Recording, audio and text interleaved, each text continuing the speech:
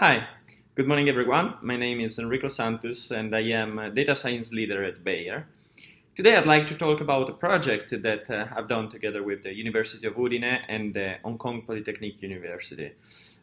This project is called COVID-19 Vaccine Opinion Analysis, and it is a project about monitoring the vaccines through Twitter analysis. So why is it important?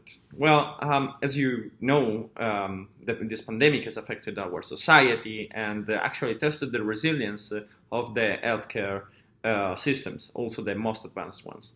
So we needed in a way to get out with the vaccines, and we are assisting now at the biggest rollout of vaccines in the history of humanity. And of course, this rollout necessitates of monitoring what is the public opinion over these vaccines, understand whether there are fake news that may affect the decisions on whether taking or not this vaccine, so what is generally referred in the domain as vaccine hesitancy, and also create some information strategy, educational strategies to somehow educate the public to the benefits of getting vaccinated. So let me get into our project. My colleagues are mostly students from the University of Udine: Beatrice, Roberto, Edoardo, Simone. They are led by Professor Giuseppe Serra, myself, and Emanuele Chersoni.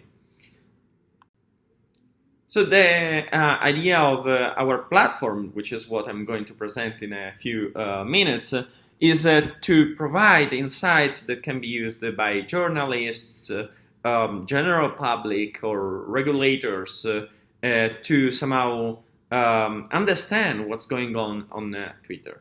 If you want to access our platform, you can simply go on the link that you see in the slide, and you will get in our website, and in this website you can interact with it and try to get those insights I will be talking about in the next slides. So how does it work? The system is organized in modules. There is one module that extracts daily the tweets from Twitter, and it gets the tweets that have some keywords related to the vaccines or some keywords related to COVID. When these tweets are taken, then they pass through a series of modules. One is trying to identify the location from where the tweet was generated, either by looking at where the tweet was generated or where the user is coming from. There is another module that is looking at the hashtags to understand which trends are somehow moving that tweet and the similar tweets. There are the URLs, so the analysis of the sources of information that people is using the most, and then a sentiment analyzer, which tells you whether a tweet is positive, negative, or neutral. This sentiment analyzer for the moment is simply based on the sentiment itself, but like it can be expanded in the future to see whether it's positive towards certain aspects. For example, is people agreeing with this policy, is people disagreeing with this policy, or is neutral. So it's a module that is for the moment there as a general module, but can be improved towards certain aspects. And finally, the most important module of the platform, which is the adverse event detection. Adverse event detection is crucial. Why? Because most of the drugs enter in the market, in this case the vaccines, they are tested in clinical trials. But clinical trials cannot identify all the possible side effects because the population that participates to clinical trials are relatively small. So of course it's crucial to keep monitoring whether the vaccines or drugs are actually harming anyone, and eventually intervene immediately to reduce the harm actually. So let's start with the localization module, and then I think I will spend most of my time on the adverse event detection. So the localization module, as you see, is represented through a map that you see in this slide. And this map, you can see that part of it is in dark blue and part is lighter blue. The dark blue is telling you that most of the tweets are coming from that area, and you shouldn't be surprised that they are coming mostly from English-speaking countries, because initially most of the data we collected were from English-speaking countries, but we are currently moving towards multi-language approach. So in the near future, you will see this map a little bit more somehow darker, the darker blue more spread around. The second module was the URLs, right? So understanding which kind of sources people cite the most is crucial to see what kind of information is turning around. And here we have some insights that are very interesting. You see that the top 5 sources of information by the time I created the slides are very somehow reliable sources, like USA Today, AstraZeneca, The Guardian, Sky, and so on. The reality is that after those 5 to 10 reliable sources, there are a huge amount of unreliable sources. And these unreliable sources, of course, have a smaller somehow public than the reliable ones, but they are many more. And being many more, they are actually much more spread and more capillary in the tweet group. So let's get to the adverse event detection, and I will mostly focus on this part of the platform in the next slides. So every year, dozens of drugs are released in the market, and pharmaceutical companies try to verify their safety in clinical trials, safety and effectiveness in clinical trials. So they are approved only once safety and effectiveness has been proved by the pharmaceutical company. But clinical trials are not sufficient to discover all potential adverse event detection. As I said before, for example, the drug-drug interaction cannot be somehow predicted because the clinical trials are too small to try all the possible drug-drug interactions. Why is this important? Well, it is estimated the adverse events account for 5 to 8% of the hospitalizations, and their number is increasing every year, especially the number of reports. Between 2008 and 2017, the FDA adverse event reporting system received over 10 millions of reports, 5.8 millions of which were severe, 1.1 millions of which were related to the death of the patient. So from these numbers, you can understand how important it is to monitor the side effects. And that's what we exactly wanted to do. But, you know, like the amount of data that is produced in a social media platform is increasing by the day or by the minute, actually. And it's impossible to perform this task manually. So NLP enters in the game, and it's very crucial. It has a very crucial role to allow our monitoring. The natural language processing community in the recent years has paid a lot of attention to this phenomenon, and they have created, they have organized workshops and created a shared task where people can compete and try to create the best model to identify the adverse events. So here you see in this figure there are tweets that get through a system. As the system is not yet described, and this system will identify the words that are relevant. Well, of course, this task comes with challenges. Most of the tweets are unrelated to adverse events. Maybe they can quote a COVID vaccine, or they can quote some symptoms, but neither the symptoms nor the COVID vaccine are somehow relevant to see the side effects. They may be mentioning something else. The other issues that the tweets, as you know, are very informal, very short. They use slang, metaphors, and so on. So it's very hard, actually, for a computer that thinks in an analytical way to understand that kind of language. And finally, the various social media platforms use different text typologies. So you have the tweets that are short and noisy. You have the forums that tend to be much more somehow narrative and structured and so on. So we want to try to create a system that can work well on different types of sources. So the task of adverse event detection is generally performed through a NER, name entity recognition task, meaning that you go through every single word of the input data and you check whether that word is a drug or whether that word is an adverse event. And you see this in the slide. You see I took Adderall and now my head hurts. This is of course a fake example, just for the sake of a presentation. And you see that head hurts is the adverse event, where B stays for the beginning, I stays for internal part of the adverse event. So this is a typical way of tagging, which is called IOB label tagging. And the most efficient models in this domain are models related on BERT, which is a transformer-based model which has achieved incredible performance in a large series of tasks, and adverse event detection is one of them. So these platforms based on BERT are actually generally very complex. They tend to use ensemble models, so multiple BERTs that collaborate with each other and so on. What we wanted to have was a simple model, and we wanted to look at BERT variants because we were assuming that some BERT variants may work better than BERT itself. And also it was crucial for us to work better in across sources. And we decided to go with SpanBERT. SpanBERT is an optimized BERT that instead of being trained to predict a single word, given the context around it, is trying to predict a span of text given the word before and after that span. For example, in the example you see here, Super Bowl 50 was, and then there is something that is masked to determine the champions. So you see that the mask part is predicted by the model, an American football game.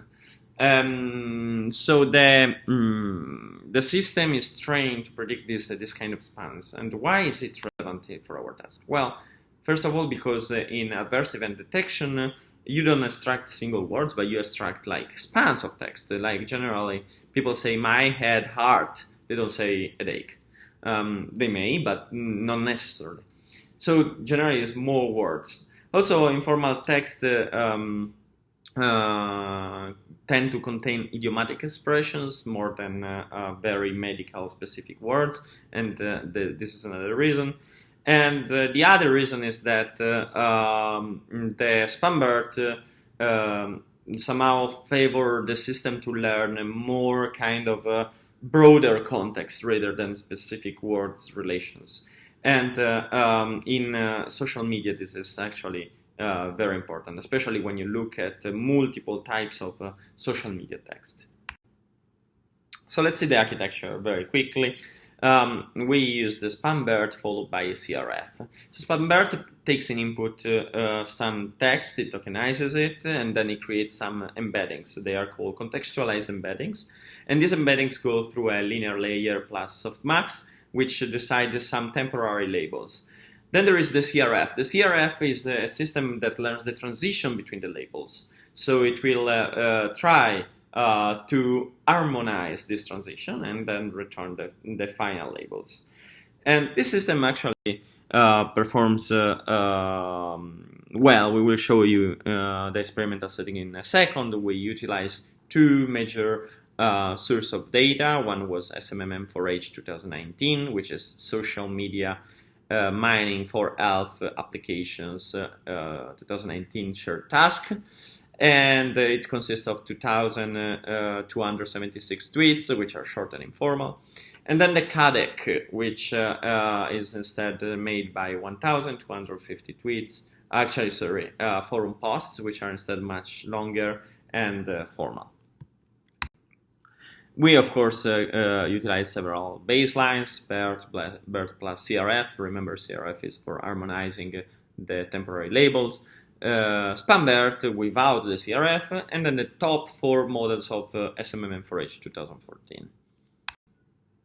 And here you have the results. So what you see here is that SpanBERT plus CRF is actually performing better than all the other models.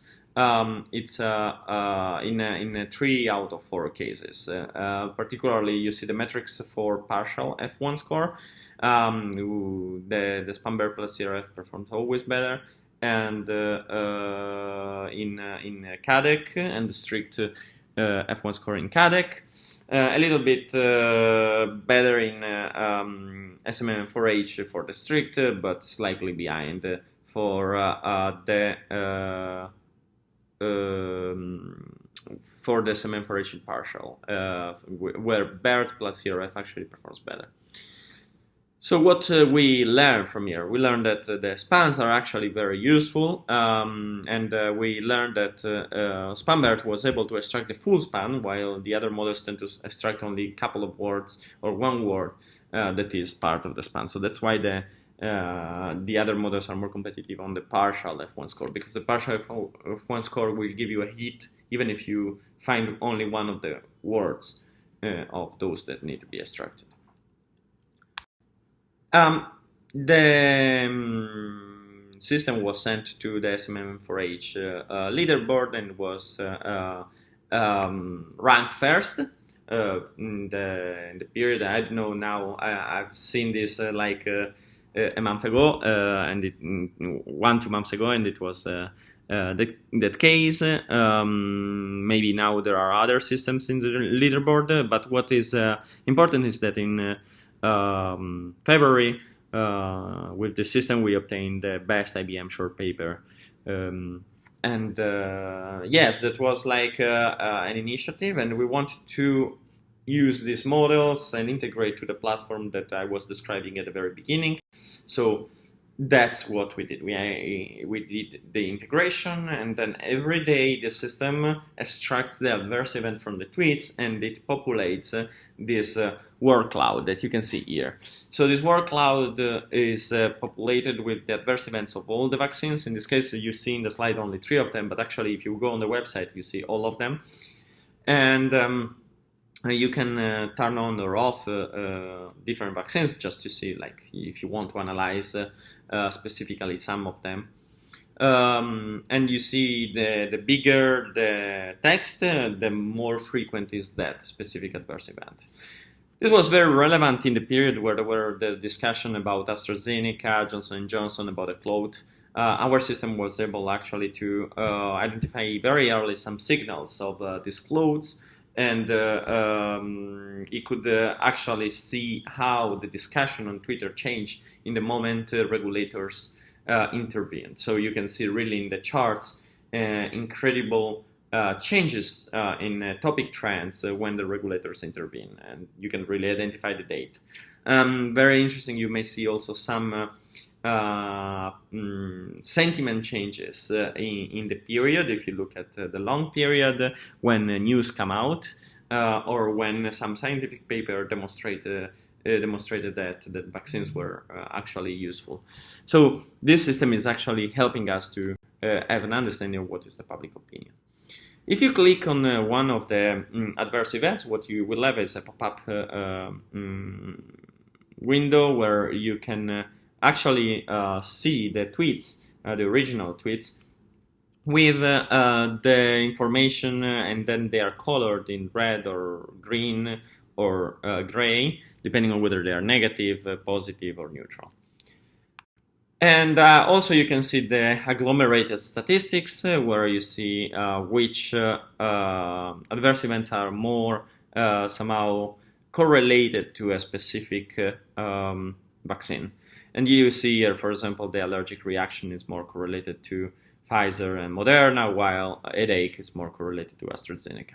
And so that's basically how the system is working, is providing insights on sentiment, sources of information, and adverse events. So while this system was generated only for monitoring tweet, it can be reapplied to any type of source data, whether they are call center or whether they are social media channels that belong to pharmaceutical companies or chatbots and so on. And once it's applied to that, it can be also generalized to new drugs over time. So it can kind of monitor adverse events for any type of drug, not only vaccines. So that's the power of the system. Of course, new training data may be needed, and it can keep learning over time and so on. But that's the direction we are going to take. This project is growing over time, and we would be happy to discuss about it. If you have any questions, feel free to ask it and to reach out to me. This is my website and my email address. So thanks a lot for listening, and looking forward to talk to you soon. Bye.